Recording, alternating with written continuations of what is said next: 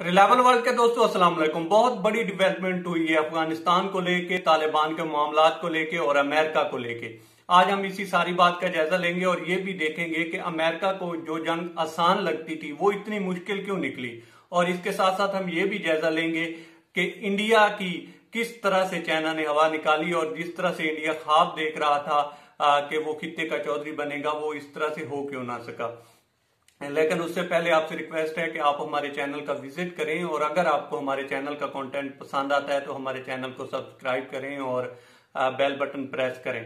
बढ़ते हैं आज की स्टोरी की तरफ। देखें, इससे पहले भी मैं एक दो व्लॉग कर चुका हूं कि अमेरिका जो था वो जब आया तो उसको ये लगा कि शायद ये जो अफगानिस्तान की जंग है ये चंद दिनों की बात है और हम तालिबान का सफाया कर देंगे और इसके बाद जो है अमेरिका महफूज हो जाएगा। लेकिन ये बात उतनी सादा थी नहीं जितनी समझी गई और ये जो जंग थी वो 20 साल चली। अमेरिका ने आते ही जो है काफी यहाँ पे बमबारी की और यहाँ पे सिविलियन भी गए, उसमें तालिबान भी गए, उसमें कुछ हुकूमती जो ओहदेदार थे वो भी गए, लेकिन मामला उतना आसान रहा ना और एक एक दिन में 200 से ज्यादा हलाकतें हुई। और तब जो तालिबान की क्यादत थी उसने ये समझा कि यहाँ पे जान गंवाने की बजाय बेहतर है कि किसी साइड पे मूव हुआ जाए और उसके बाद वहां से जो है मामलात को हैंडल किया जाए। और उन्होंने किया भी ऐसे और फिर एक प्रॉक्सी वार स्टार्ट हुई और वो चली 20 साल तक। अमेरिका को ये बात कन्वे करने की कोशिश की गई कि ये जो मामलात हैं ये इतने सादा नहीं है जिस तरह से आप समझ रहे हैं। यहाँ पे एक पहले भी एक सुपर पावर जो तब की सुपर पावर थी रशिया, वो टूट चुकी है। आपके लिए भी ये मामलात कुछ सादा नहीं है और आपको इन दी एंड मुज़ाकरात की टेबल पे बैठना पड़ेगा और इस मामले को निपटाना पड़ेगा। अगर आप ताकत के बल पे यहां से जीतने का सोच रहे हैं या कोशिश कर रहे हैं तो आप नाकाम होंगे। और हुआ भी ऐसे। फिर मुज़ाकरात जो है वो स्टार्ट हुए और दोहा कतर में मुज़ाकरात हुए। वहां पे एक मुआहदा तय पाया 14 माह के अंदर अंदर फौज वापस बुलाने का। तब ट्रंप इंतजामिया थी, वो इलेक्शन हारी और जो बाइडन जब आए तो मैं पहले भी एक व्लॉग में जिक्र कर चुका हूं कि जो अमेरिका की जो इस्टेब्लिशमेंट है वो यहां से निकलना नहीं चाह रही थी। तो जो बाइडन ने भी इसको यही कहा कि मैं इस सारे मामले को देखूंगा और फिर देखा जाएगा। और फिर ये कहा गया कि शायद हम 1 मई तक अपनी फौज को यहां से ना निकाल सकें। तो इस सारे जो मामला था या इस तरह की जो बातचीत थी उसको तालिबान ने रिफ्यूज कर दिया। उन्होंने कहा जी आपको 1 मई तक या तो फौज निकालनी है या फिर आप हमलों के लिए तैयार हो जाएं। उसके बाद फिर कोशिश की गई और मास्को में मुज़ाकरात करवाए गए। और जब मास्को में मुज़ाकरात हुए तो वहां पे भी यही बात की गई कि आप तालिबान से रिक्वेस्ट की गई कि आप जो है क्योंकि विंटर गुजर चुका था तो आगे मौसम में बाहर आ रहा था, तो इसमें अमेरिका को ये लग रहा था कि उसके ऊपर हमले होंगे। तो तालिबान से ये कहा गया कि आप जो हमले हैं वो नहीं करेंगे, बाकी जो मामलात हैं बातचीत है वो इसी तरह से चलती रहनी चाहिए और हम इस तरह से कर लेते हैं कि ये जो फौज की वापसी है वो साथ में कर लेते हैं। लेकिन तालिबान ने इसको भी रिफ्यूज कर दिया। उन्होंने कहा जी आपने जो मुआहदा किया है हम उस पर कारबंद रहे हैं तो आपको भी उसकी जो है तायद करनी चाहिए और उस मुआहदे पे ही कायम रहना चाहिए और इसी तरह से आपको फौजें वापस बुलवानी चाहिए, नहीं तो आप हमलों के लिए तैयार हो जाएं।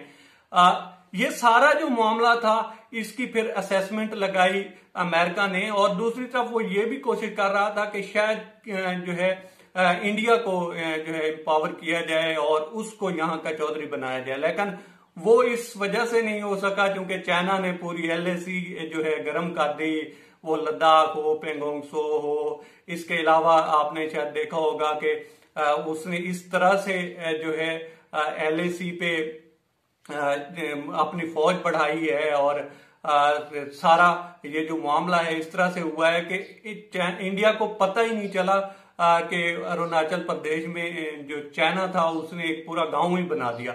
अभी भी जो मामलात हैं जिस तरह से उनके मुज़ाकरात चल रहे हैं 10 से 11 दौर जो हैं वो बातचीत के हो चुके हैं और जो बफर जोन बन चुका है वो इंडिया के ही एरिया में बन चुका है।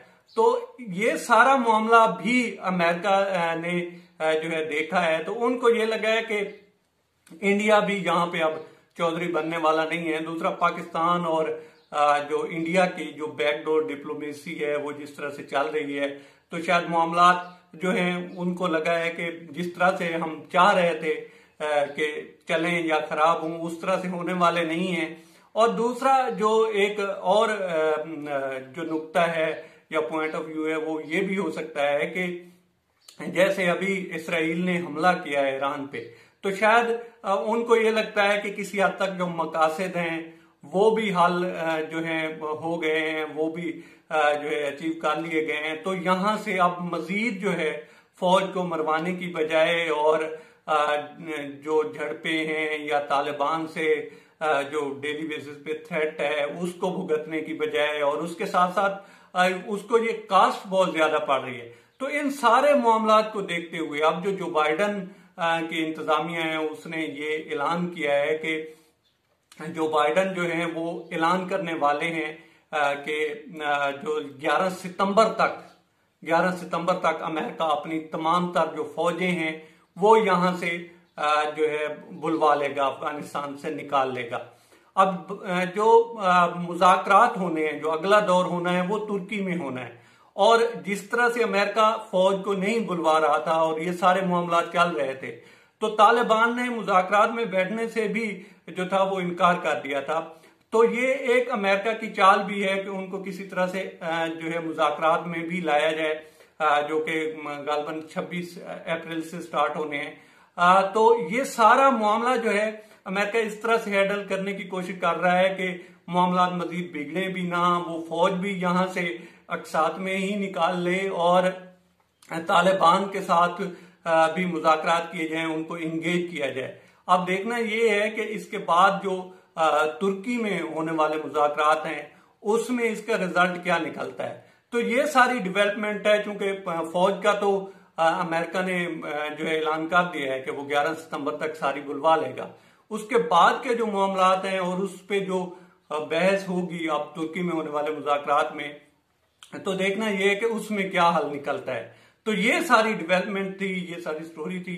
अब तक इतना ही दोस्तों, हमारे चैनल का विजिट करें, और अगर आपको चैनल का कंटेंट अच्छा लगता है तो हमारे चैनल को सब्सक्राइब करें और बेल बटन प्रेस करें।